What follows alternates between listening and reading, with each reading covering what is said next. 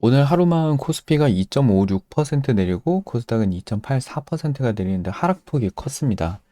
낙폭이 심해서 마음이 아마 다들 심란하실 텐데 요 며칠 방송에서 말씀드리는 대로 손절을 짧게 했다면 모를까 지금은 종목을 섣불리 매도할 수가 없는 상황이 됐어요.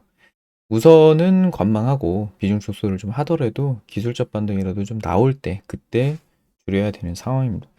오늘 방송은 지수에 대해서 단순히 희망회로를 돌리기 위한 목적으로 내용을 좀 정리를 해봤습니다.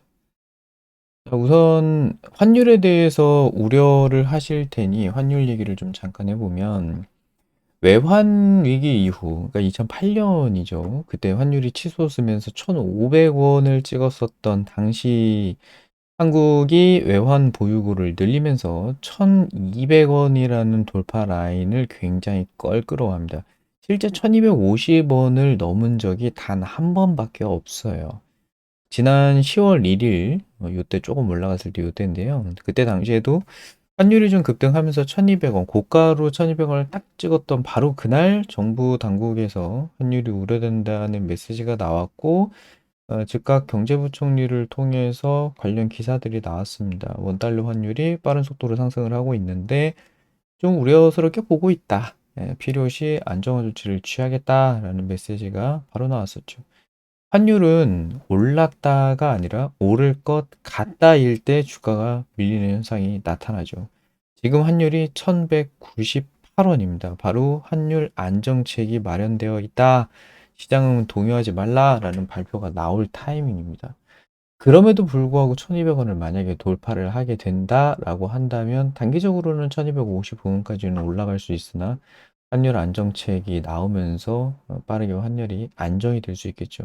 이 부분 또한 외인들이 부담스러워하는 부분이기 때문에 지속적인 매도가 나오기보다는 약간 관망하고 있습니다. 오늘 같은 경우도 기관에서 이제 어제 기관에서 매수를 하고 오늘은 잠깐 쉬면서 지수가 이제 그 와중에 좀 밀렸는데 외국인조차도 선물 쪽에서는 강한 매도세를 나타내고 있지만 현물 쪽에서는 매도를 집중적으로 하고 있지는 않고 있어요. 또 다른 사유는 코스피 PER을 또 돌아봐야 되는 상황이 됐습니다. 이제 과거 2021년 1월 같은 경우에는 뭐 20배에서 30배, 이제 4월까지는 그 정도까지 올라가긴 했었는데요. 이후 6월부터 지속적으로 주가가 하락을 하면서 PER이 이제 곤두박질 쳤습니다. 현재는, 그러니까 이게 12월까지만 해도 12배인데, 현재는 주가가 또 추가로 하락을 했기 때문에 9배 아니면 10배 그 정도 수준으로 주가가 지금 많이 내려와 있는 상태죠. 전체 시가총액 수준이 우리나라 회사들이 돈 버는 것에 비하면 10년이면 그 금액을 다 채우는 수준이라는 뜻이죠. 이게 회사가 창업을 하고 나면 주식에 상장을 해서 투자금을 받는데 그 가치가 10년치 버는 돈 수준밖에 안 된다는 의미예요. 터무니없이 싸죠. 현재 지금 지수가 하락했었던 것이 단기간으로는 이제 오늘 2.56%가 내렸지만 이게 중기 꾸준하게 하락했었던 양 자체를 보자면 대략 한 10% 정도의 하락이 연속적으로 발생을 했습니다.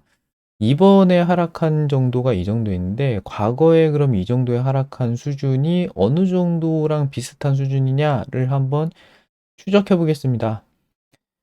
지금 자리가 여기 10% 정도가 하락한 자리인데 과거 이제 10월 하락이라든가 뭐 6월 요때쯤 하락을 이제 추적을 해보면 그때 당시 하락폭이 6%, 9%, 8%요 정도 수준밖에 안 돼요. 그러니까 이번 하락이 굉장히 큰 하락이라는 거죠. 그리고 상승하면서 이제 조정받았던 요 구간 역시 8.52%밖에 안 됩니다. 그럼에도 불구하고 이때 당시에 하락했었던 양 자체가 8%가 하락한 이후 상승하는 과정에서 약 11%가 올랐어요. 이상하죠? 6%가 내리더라도 기술적 반등이 나옵니다.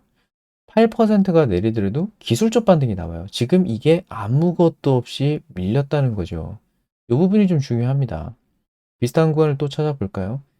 가장 사람들에게 많이 알려져 있는 것이 그나마 이제 비빌 만한 곳이 이제 여기죠. 코로나 V 폭락 구간이죠. 당시에 거의 연속적인 36%짜리 하락이 있었는데요. 뭐 이때는 바로 V자 반등을 하면서 회복을 했고 심지어는 120%까지 올랐습니다. 항상 위기라는 끝말잇기에 뒤에 이어져서 오는 말은 기회였어요. 방금 이제 보고 온 구간들이 여기입니다. 여기까지 봤었고, 그러면 직전 구간에서는 또 다른 10%짜리 하락이 있지 않았느냐. 요때 있었죠. 요때도 15%짜리 하락이 있었으나 기술적 반등으로 13%까지 상승을 또 합니다. 항상 기술적 반등을 줬어요. 요때는 제가 왜 표시를 안 했느냐? 10%가 안 돼요. 여기도 안 되고, 여기도 안 되고, 여기도 안 됩니다. 그러니까 단기 하락이 10%로 내리꽂힌 적이 있느냐? 그런 게 손에 꼽는다는 거죠. 계속 이제 뒤로 추적하면서 가고 있어요. 방금 선 그렸던 데가 여기입니다. 15% 내리고서 만큼 올랐다고 했던 데가. 네, 뒤로 더 가게 되면 이제 이 구간인데, 이 구간에서도 역시 하락 12%, 상승 11%입니다. 내린 것만큼 올라요. 이때가 거의 지금과 비슷한 10% 정도의 하락이었었는데, 또 흥미롭게도 10%가 또 상승을 합니다. 심지어 이게 나와요. 이런 일들이 계속 반복되어 왔었던 거죠. 이제 14년, 방금 전에 봤던 데가 15년이고요. 이제 14년까지 넘어가게 되면, 여기도 10%짜리가 없어요. 예, 그나마 그린다면 연속적인 하락이 나왔던 것이 7%짜리 요 구간인데, 상승이 나왔었던 구간이 14% 정도의 상승이 나왔습니다. 물론 이거 아니고 요것만 보더라도 꽤 상승을 해주죠. 데드캣 바운스로 피보나치 0.5, 0.38까지는 반등을 합니다. 모든 구간에서 반복적으로 이런 현상이 나타나요. 그렇다면 돌이켜 봤을 때 우리나라 시장에서 가장 큰 폭락이 나왔었던 때는 언제였을까? 그때까지 돌아가 보자는 얘기죠. 코스피 시장에서는 2008년 외환위기 때가 있어요. 그때 이제 마이너스 54%까지 하락합니다. 이거 뭐 단기로 그린 거 아니고 그냥 중장기로 쭉 그랬습니다. 거의 한 1년 가까이 해서 54%짜리 하락이 있었거든요. 그렇다고 뭐 1년을 존버해라. 뭐 이런 뜻은 아니에요. 여튼 그럼에도 불구하고 이때 또한 상승이 134%짜리 상승이 나왔습니다. 이게 왜 가능할까? 그리고 이게 정말 가능은 할까? 왜 그렇냐면 우리나라 국가가 성장하기 때문에 그렇습니다. GDP가 성장하기 때문에 그래요. 여러분이 우리나라 국내 증시에 투자를 하고 있는 이유는 뭐다? 우리나라 증시가 올라가는 것에 기본적으로 베팅을 하고 그 안에서 종목을 고르고 있다는 얘기죠. 나는 우리나라 증시가 올라가지 않을 거라고 생각하는데 라는 분들이 코스피 코스닥 종목을 거래하고 있으면 안 되겠죠. 단기 10%짜리는 찾기도 굉장히 어렵습니다. 그냥 이게 그냥 장기로 그리는 것이 더 나아요. 이제 하물며 IMF 때예요. IMF 때에도 73%짜리 하락이 나왔는데 이거 단기 뭐 찾는 것도 의미도 없어서 그냥 중장기로 그렸어요. 중장기로 73%짜리. 그때 당시 정말 정말 힘들었죠. 국가가 부도가 났어요. 국가부도 사태라는 영화까지 나왔죠. 우리 김혜수 누나 나왔었던. 당시의 상승폭이 225%입니다. 이게 말이 되나요? 물론 은행 금리가 30%, 40% 가던 시기입니다. 그래서 저희 부모님 세대에서는 야, 그냥 뭐 주식 같은 거 하지 말고 그냥 은행에다 돈 넣어놔라. 그런 게 제일 좋다. 그런 말씀을 이제 입에 달고 사시는 이유가 그런 거죠. 은행에 넣어도 수익률이 굉장하니까. 하지만 증시는 225%가 상승을 했다. 항상 위기 뒤에는 기회가 뒤따라왔다는 겁니다. 끝말잇기라고 생각하시면 돼요. 위기, 기회. 기회, 거기다 이제 추가적으로 끝말잇기라면 회복이죠. 자, 그러면 역대급 하락을 한번 돌이켜 볼까요? 이게 뭐 단기적으로 하락한 거, 그러니까 당일 기준이에요. 날짜. 이제 81년 1월 5일에 13%짜리 하락, 그리고 이제 98년 IMF죠. 8%짜리 하락. 그 이후에 이제 뭐 코로나 때도 하락을 하면서 뭐 좀 이렇게 급격하게 하락한 것이 하루 만에 8%, 10%, 6% 이런 식으로 하락했던 것이 역대급 하락입니다. 근데 역대급 하락만 있었던 것이 아니라 항상 그 이면에는 역대급 상승 또한 존재했다는 거죠. 얼마나 내릴지, 어디서 멈출지, 지금 현재 시점에서는 장담할 수는 없습니다. 네, 하지만 이제 오를 때가 됐어요.